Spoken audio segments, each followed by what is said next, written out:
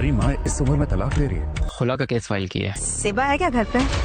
ज़ेबा कुछ दिन अकेले रहने के बाद अब इस नतीजे पर पहुंच चुकी है कि इसने जामी के साथ रहकर अपनी पूरी जिंदगी बर्बाद कर दी। वो बार बार अपने माजी को याद करती है और इसे एहसास होता है कि इसने सिर्फ समझौते किए, लेकिन बदले में इसे कभी सुकून और इज्जत नहीं मिली। इसीलिए अब वो एक बड़ा और हतमी फैसला कर लेती है।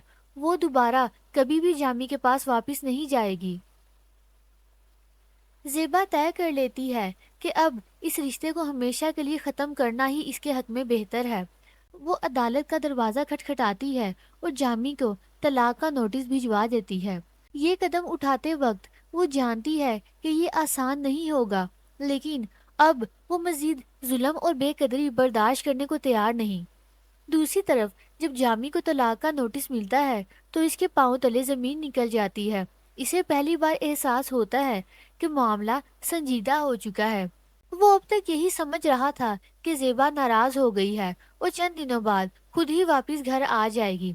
इसे यकीन था कि सब कुछ पहले की तरह ठीक हो जाएगा, लेकिन अब इसे अंदाजा हो जाता है कि इस बार बात बहुत आगे बढ़ चुकी है। जामी को ये भी समझ आ चुका है कि अगर तलाक हो गई तो वो वाकई बर्बाद हो जाएगा।